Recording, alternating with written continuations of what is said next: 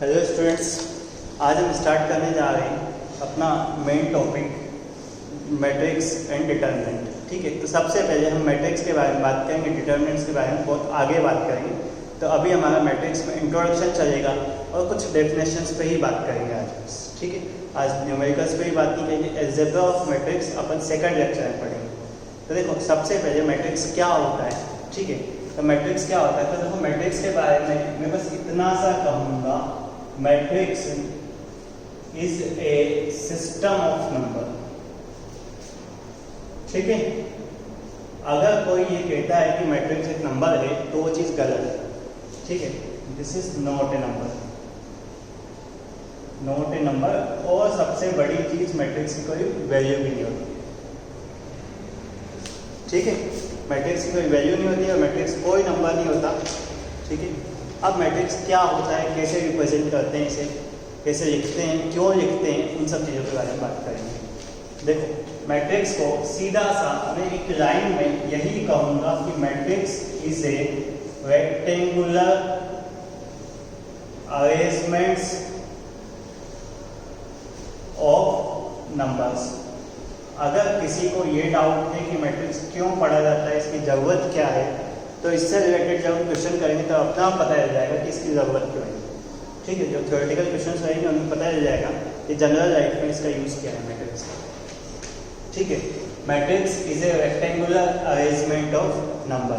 अब rectangular arrangement में इसे हम दो टाइप से रिप्रेजेंट करते हैं, तो रेक्टेंगल बॉक्स में, ठीक है, या फिर ऐसा ब्रैकेट लगा के भी रिप्रेजेंट कर सकते हैं।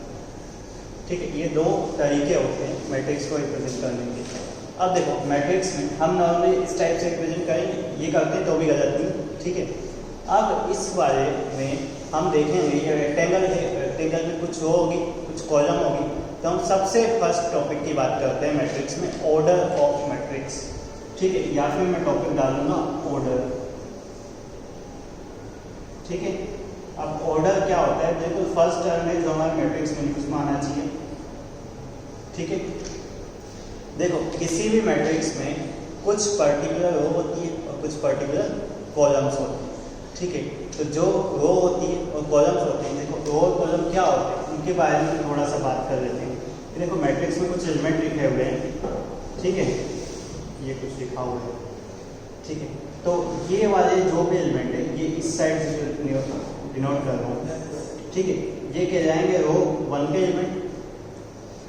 ये जो भी एलिमेंट है, ये एलिमेंट कहलाएंगे रो 2 के एलिमेंट। ये वाले जो भी एलिमेंट है, जो भी इस लाइन में आ रहे हैं, ये कॉलम 1 के एलिमेंट, ये कॉलम 2 के एलिमेंट, ये कॉलम 3 के एलिमेंट। एक मैट्रिक्स में कितने भी रो, कितने भी कॉलम हो सकते हैं, पर रो और कॉलम जब भी होंगे इंटीजर टर्म में होंगे, नेचुरल नंबर के टर्म में होंगे।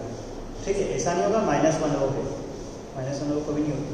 ठीक है, तो ये चीज़ होती है। अब बात करते हैं order of matrix. Order of matrix क्या होता है, किसी भी मैट्रिक्स में जितनी रो और जितने कॉलम होते हैं उस चीज़ को ऑर्डर ऑफ मैट्रिक्स कहते हैं।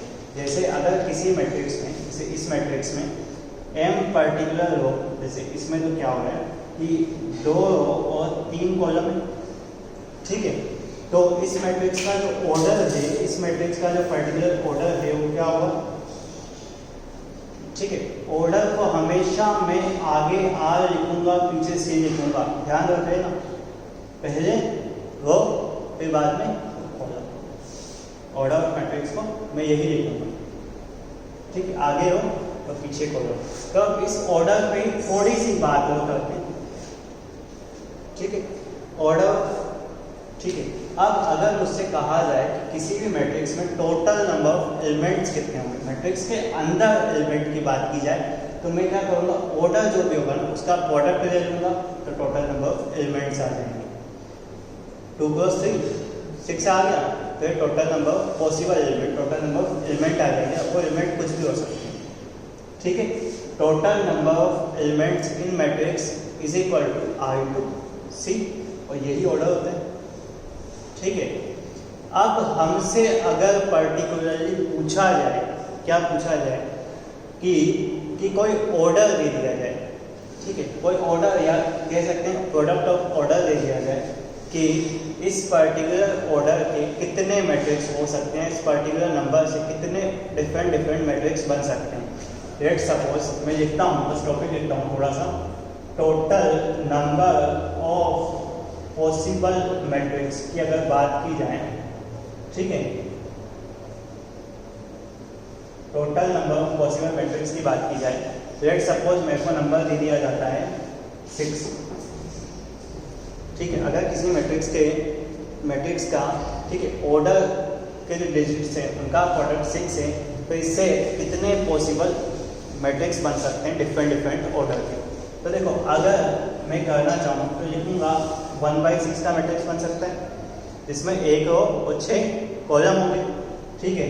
2/3 का बन सकता है, 3/2 का बन सकता है और 6/1 का बन सकता है, ठीक है। देखो ये तो पर्टिकुलर 6 एक छोटा नंबर था, इस वजह से हमने ऐसा लिखा। अगर कभी भी ऐसा कोई सा भी नंबर आ जाए, जैसे लेट सपोज n आ जाए, तो n को सबसे पहले हमें क्या प्राइम नंबर्स के फैक्टर्स के फॉर्म में लिखना है। लेट सपोज 2 की पावर a, 3 की पावर b, 5 की पावर c और जैसे जो भी प्राइम नंबर्स होंगे उन्हें। और अगर हमें टोटल पॉसिबल मैट्रिक्स निकालने हैं तो हम क्या करेंगे, इसका प्राइम फैक्टराइजेशन करेंगे।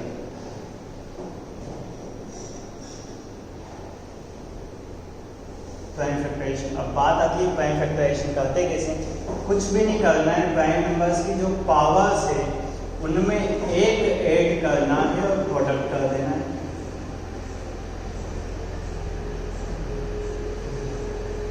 समझा रहे, ठीक है। जो भी पावर होगी प्राइम नंबर्स की, जितने प्राइम नंबर्स की पावर बनेगी बस वो एक ऐड होगा और बाकी चलता रहेगा। लेट सपोज एक छोटा सा एग्जांपल कि अगर हमें 24 दे दिया जाए तो हम क्या करेंगे, 24 को प्राइम नंबर में रिजोल्व करेंगे। लेट सपोज ये दिख रहा है 2 की पावर 3 और 3 की पावर 1, 8 × 3 24। तो इससे total number of possible matrix मुझसे पूछे जाए तो मैं कहूँगा 3 + 1, 1 + 1, 4 × 2, 8, ठीक है। वैसे बाय द वे इस टॉपिक पे कोई क्वेश्चन नहीं होता, ठीक है। पर यह टॉपिक हमारा पीएनसी में पूछा जाता है, तो पीएनसी और मैट्रिक्स को कंबाइन करके कभी क्वेश्चन पूछा जा सकता है। इस पर्टिकुलर टॉपिक पे कोई क्वेश्चन नहीं है, पर पीएनसी से रिलेट करके मैट्रिक्स में पूछा जाता है और आईआईटी में पूछा भी गया है मैट्रिक्स और डिटरमिनेंट को पीएनसी से और प्रोबेबिलिटी से लिंक करके, ठीक है। साथ में आ रहा था तो हमने पढ़ लिया। अब इसके बाद आगे बात करते हैं, ठीक है। अब इसके बाद डिफरेंट टाइप्स ऑफ मैट्रिक्स की बात करता हूँ, या उससे पहले मैट्रिक्स कैसे बनाते हैं उसकी बात कर लेते हैं। फॉर्मेशन ऑफ मैट्रिक्स, ठीक है। मैं टॉपिक लिख रहा हूँ कि फॉर्मेशन ऑफ मैट्रिक्स,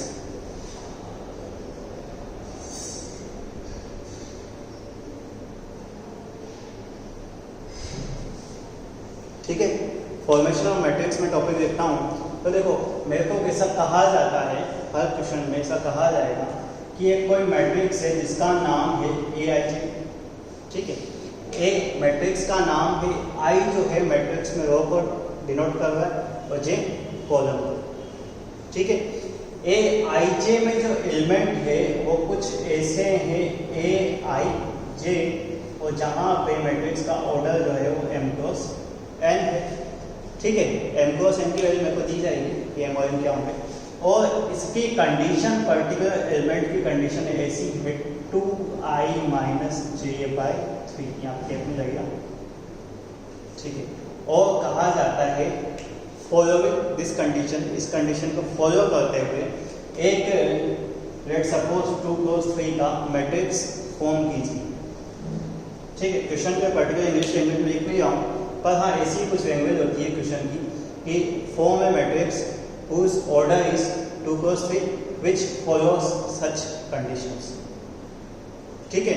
तो पहले 2 × 3 का एक डमी मैट्रिक्स बनाते हैं हम लोग कि कैसा दिखेगा, ठीक है। अगर मेरे से कहा जाए कि कोई मैट्रिक्स है 2 × 3 का, तो मेरे को बिल्कुल इतना आइडिया होना चाहिए कि उसमें 2 रो होगी और 3 कॉलम होगी। अब सबसे पहले एलिमेंट्स क्या क्या होंगे। अब देखो पहला एलिमेंट जो होगा Aij, तो पहला एलिमेंट जो होगा ये जो एलिमेंट होगा, देखो मैं एलिमेंट के लिए प्लेस फिक्स कर दूँ, ऐसे कुछ एलिमेंट होंगे, 6 एलिमेंट होंगे 2 × 3 लिखा है ना, तो 2 रो और 3 कॉलम। अब देखो पहला जो एलिमेंट होगा वो फर्स्ट रो और फर्स्ट कॉलम का एलिमेंट होगा, फर्स्ट रो और फर्स्ट कॉलम का। तो इस एलिमेंट को मैं लिखूंगा A11। A11 क्या डिनोट कर रहा है हमें कि जो ये A है फर्स्ट रो और फर्स्ट कॉलम का एलिमेंट है। अब जैसे ही आगे जाऊंगा तो फर्स्ट रो और सेकंड कॉलम इसे मैं लिखूंगा A12, ठीक है।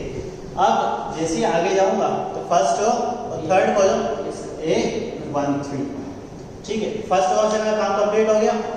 अब फर्स्ट रो के बाद में सेकंड रो पे आता हूँ, A21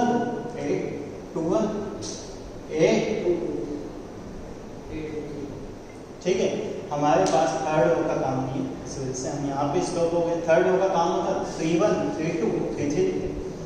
पर देखो अब हमारा डमी मैट्रिक्स बन गया। हम यहाँ पे हमेशा मैट्रिक्स का ऑर्डर लिखते हैं, हमें मेंशन किया जाता है हर बार, ठीक है। 2 क्रॉस 3 जो भी ऑर्डर होता है मैट्रिक्स का। अब अगर बात करें हमें पर्टिकुलर एलिमेंट की वैल्यू निकालनी, अब A11 की वैल्यू निकालते हैं। A11 जो होगा इस कंडीशन को सेटिस्फाई करेगा। अब देखो A11 में क्या I की जगह 1 और J की जगह 1, तो कितना आएगा? तो अगर ये देखेंगे तो आएगा 2 - 1/3 1/3, ठीक है। I की जगह 1 और J की जगह 1। अगर सेम उससे दूसरा एलिमेंट निकालने को कहा जाए, ठीक है, यहाँ पे निकाल लेता हूँ, यहाँ पे निकाल लेता हूँ A12, x की जगह 1, I की जगह 1 और J की जगह पे 2, 2 - 2/3 A13, 2 - 3/2 और -1/3, आई थिंक 3 है, ठीक है। यहाँ पे कोई दिक्कत, ठीक है। इसके बाद A21 A22 और A23 ये सब निकालने पड़ेंगे ना हमें, ठीक है। A21 तो 2 और 1 कितना है? 1, ठीक है। 2 2 मतलब 4 - 2, आई थिंक ऐसा कुछ लिख दूंगा हमें, यहाँ पे कोई दिक्कत, ठीक है। A23 मतलब कितना आएगा? 4 - 3 1/3, हाँ, इसमें कोई दिक्कत। अब मुझसे कहा गया था कि मैट्रिक्स A फॉर्म करना है। A के अंदर के एलिमेंट मेरे को पता है, एलिमेंट की जगह वैल्यू पुट कर दी तो मैट्रिक्स A फॉर्म हो जाएगा, ठीक है। मैट्रिक्स A फॉर्म हो जाएगा, बिल्कुल बेसिक क्वेश्चन है अपना मैट्रिक्स का, ठीक है। मैट्रिक्स को बनाते कैसे हैं? Formation of matrix with A given condition, ये इस टाइप से होगा, ठीक है। तो इसमें तो मेरे हिसाब से कोई डाउट नहीं होगा। फिर भी मैं लिख देता हूँ मैट्रिक्स A = अंदर के एलिमेंट लिख रहा हूँ 1/3 0 माइनस का 1/3, ठीक है। एलिमेंट कुछ भी हो सकते हैं, और 1 2/3 1/3, हाँ, ठीक है। ये अपना कंप्लीट हो फॉर्मेशन ऑफ मैट्रिक्स, ठीक है। अब ये ऑर्डर चेंज करेगा, ये चेंज करेगा, तो इससे मेरे हिसाब से कोई दिक्कत नहीं आनी। यहाँ पे I आ सकता है 2i - 3 I - I कुछ भी आ सकता है, ठीक है। इस टाइप के बहुत सारे क्वेश्चन होंगे जो हो जाएंगे, ठीक है। ये हुआ फॉर्मेशन ऑफ मैट्रिक्स। अब different types of matrix, actually मेरे को डेफिनेशंस की ही बात करनी है आज, ये तो क्वेश्चन आ गया। अब डिफरेंट टाइप्स ऑफ मैट्रिक्स क्या क्या होते हैं, तो उन सबके बारे में बात करता हूँ। तो टॉपिक डालता हूँ मैं टाइप्स ऑफ मैट्रिक्स, ठीक है। कहीं कहीं पे मैट्रिसेस भी लिखा लेता है, तो कोई दिक्कत नहीं है। टाइप्स ऑफ मैट्रिक्स, अब डिफरेंट टाइप के जो मैट्रिक्स होते हैं ना, उन्हें हम देखेंगे। और सबसे बड़ी चीज़ जो मैट्रिक्स हैं, ठीक है, उन सब के बारे में बस डेफिनेशन से ज़्यादा अच्छा है कि नाम ध्यान रखो, नाम से ही सारे मैट्रिक्स आइडेंटिफाई हो जाएंगे, ठीक है। और बाकायदा सबसे अच्छी बात, कोई नहीं पूछता ये चीज़, कई एग्जाम में पूछी जाती है, पर हाँ हमें पता होना चाहिए, ठीक है। सबसे फर्स्ट जो मैट्रिक्स लिख रहा हूँ मैं, वो लिख रहा हूँ रो मैट्रिक्स। अब रो मैट्रिक्स क्या होती है उसके बारे में बात कर लेते हैं, ठीक है। AC मैट्रिक्स, ठीक है, डेफिनेशन कोई नहीं लिखाऊंगा, बस ये लिखाऊंगा AC मैट्रिक्स जिसमें एक रो होती है, ठीक है। AC मैट्रिक्स जिसमें एक रो हो सकती है और कॉलम कितने भी हो सकते हैं। अब एक रो है तो इसका मतलब उसका ऑर्डर जो होगा 1 क्रॉस n, ठीक है, तो रो मैट्रिक्स का मैं सीधा से इतना लिखूंगा कि ऑर्डर जो होगा वो 1 क्रॉस n होगा, n कुछ भी हो सकता है। ठीक है, एक अगर एग्जांपल देखना चाहो तो एग्जांपल में ऐसा लिख सकता हूँ, एक रो है, ये 4 कॉलम वाली मैट्रिक्स है, कुछ भी हो सकता, कॉलम कितने भी हो सकते हैं। ठीक है, सेम ऐसे ही कॉलम मैट्रिक्स क्या होगा, इसमें एक कॉलम होगा और बाकी रो कितने भी हो सकते हैं। तो अगर इसका ऑर्डर मुझसे कहा जाए, तो m क्रॉस 1, और एग्जाम्पल मुझसे लिखने को कहा जाए तो मैं लिख दूंगा 1 2 3। ठीक है, या फिर अगर ऐसा कहा जाए तो लिख दूंगा 1 2 3 4 5, कुछ भी एलिमेंट हो सकते हैं, मैं रैंडमली लिख रहा हूँ। ठीक है, इसमें तो कोई दिक्कत नहीं होगी। ठीक है, अब इसके बाद स्पेशल टाइप मैट्रिक्स की बात करते हैं। ठीक है, मैट्रिक्स के आगे टाइप पे प्रोसीड करते हैं। अब आगे क्या क्या टाइप दिए हुए हैं उसके बारे में बात करते हैं। ठीक है, एक होती है जीरो मैट्रिक्स या नल मैट्रिक्स। जीरो या ब्रैकेट में लिख देता हूं, नल मैट्रिक्स। ठीक है, अब नल मैट्रिक्स क्या होती है, देखो ऐसी मैट्रिक्स जिसके सारे एलिमेंट जो होते हैं वो क्या होते हैं, जीरो। सारे एलिमेंट किसी भी ऑर्डर की हो सकती है, और इसे जो रिप्रेजेंट किया जाता है वो कैपिटल ओ से किया जाता है। कह सकते हैं जीरो कैपिटल ओ से रिप्रेजेंट कर सकते हैं। अब देखो ये जीरो मैट्रिक्स जो होगी ना, कुछ भी हो सकती है, 2x2 की, 3x3 की। ठीक है, सारे एलिमेंट जीरो, मेरे हिसाब से इसमें कोई दिक्कत ही नहीं होगी। ठीक है, अब इसके बाद में पहले बताता हूं square matrix.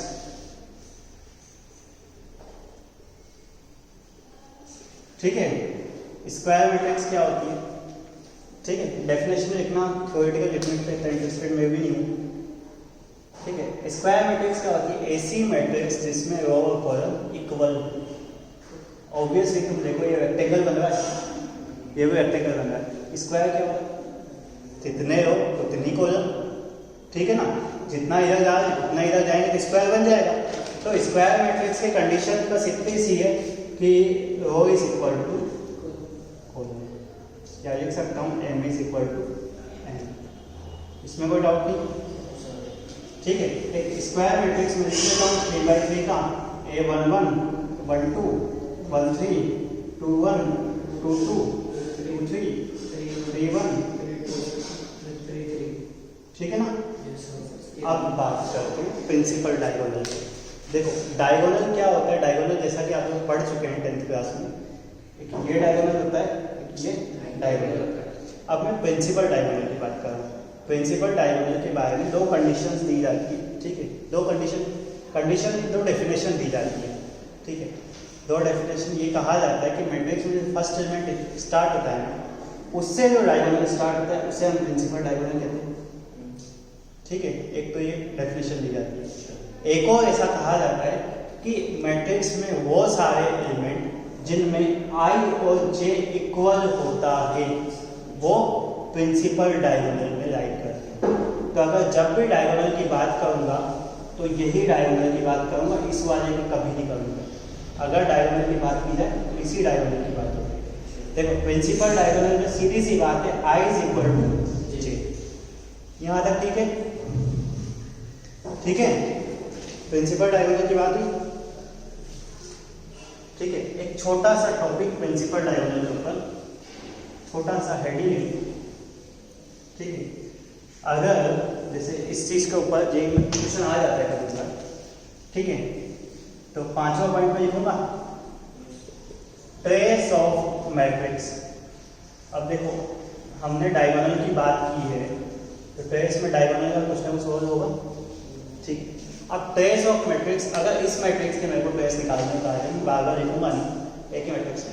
Trace of matrix क्या होता है, sum of element of principal diagonal. Principal diagonal के सारे एलिमेंट का समेशन। ठीक, अगर मैट्रिक्स ए जो है ये गिवन है, तो इसकी ट्रेस अगर मेरे को कहा जाए, ट्रेस ऑफ मैट्रिक्स ए, तो A11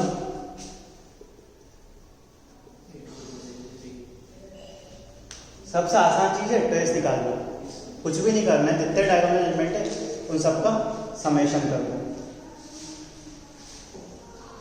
ठीक है।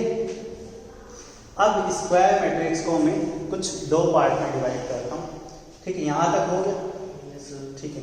थोड़ा सा पूरा हटा के, एक्चुअली अलग अलग टॉपिक बनेंगे वरना यहाँ पे एक साथ ही एक डायग्राम फ्लो चार्ट बना के उसी में कंप्लीट कर दिया, ठीक है।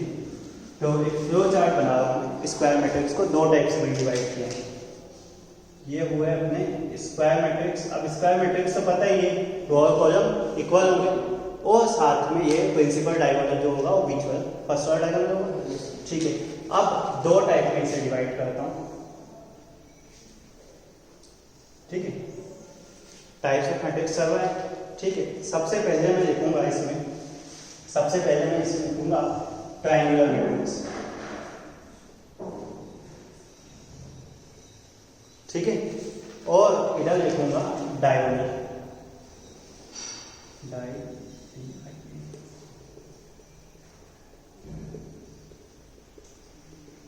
ठीक है। अब देखो ट्रायंगुलर मैट्रिक्स को भी मैं दो टाइप में डिवाइड करता हूँ, अपर ट्रायंगुलर, हाँ लोअर ट्रायंगुलर,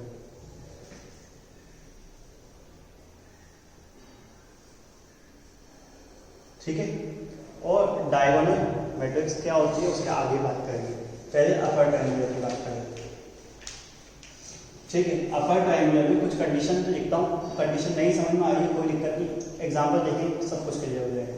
देखो सबसे अच्छी सी चीज के Aij 0 होगा जब I लेस देन 0 होगा, ठीक है। तुम्हें समझ में नहीं आई, मुझे तो नहीं। Aij 0 होगा जब I ग्रेटर देन 0, ठीक है, कोई दिक्कत नहीं। देखो कि क्या होता है, सबसे बड़ी चीज कि स्क्वायर का ही पार्ट है तो स्क्वायर मैट्रिक्स से बनाऊंगा, ठीक है। अब अपर ट्रायंगुलर की बात की जाए ना, तो देखो मैट्रिक्स को मैं ट्रायंगल के बेसिस पे, ये डायगोनल बनेगा, एक उधर ट्रायंगल एक नीचे ट्रायंगल, ऊपर वाले ट्रायंगल में जितने एलिमेंट होंगे वो सारे 0, यहाँ पे कुछ भी हो सकते हैं, ये 0, यहाँ पे 1 2 5 -3 2, ऊपर वाले ट्रायंगल के 0 और लोअर ट्रायंगल में नीचे वाले ट्रायंगल के 0। अब नीचे वाले ट्रायंगल देखो 1 2 -3 2 0 2 5 6, ठीक है। इधर ये समझ में आ गया, ठीक है। कंडीशन देखें, कंडीशन की वजह से अगर कंडीशन की बात करें, ये कंडीशन लिखी है, अगर इन एलिमेंट की बात करें, ठीक है, इस एलिमेंट की बात करो 2 1 है ना, ये कितना है 3 1, ये कितना है, इन सारे एलिमेंट में देखोगे आई की वैल्यू ज़्यादा है, जैसे इसमें आई की वैल्यू ज़्यादा है जैसे वो 0 और ऐसा उल्टा सेम, इसमें कोई दिक्कत, ठीक है। अपर ट्रायंगल लोअर ट्रायंगल। अब डायगोनल मैट्रिक्स क्या कहता है, डायगोनल का मैं एक एग्जांपल देता हूँ, ठीक है। ऐसी मैट्रिक्स जिसमें डायगोनल के अलावा बाकी सारे एलिमेंट 0 है, ठीक है।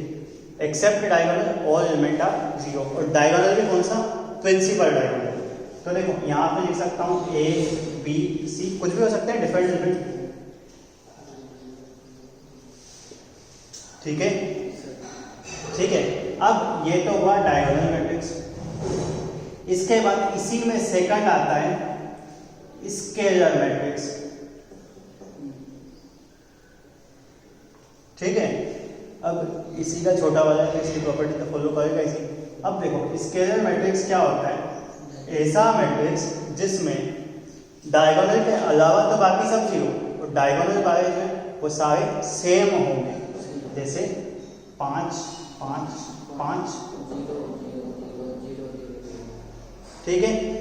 इसका एक और पार्ट आता है, ये सबसे इंपॉर्टेंट पार्ट है, हर जगह पूछा जाता है, हर जगह दिया हुआ मिलेगा, आइडेंटिटी मैट्रिक्स। या यूनिट मैट्रिक्स। ठीक है, नाम से जैसा क्लियर है कि जो सारे एलिमेंट होंगे डायगोनल के वो 1,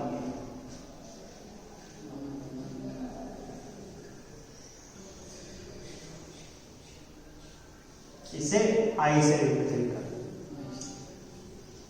ठीक है, तो यहां तक कोई दिक्कत? कंप्लीट? ठीक है, तो ये थ्योरेटिकल पोर्शन कंप्लीट हुआ मैट्रिक्स का।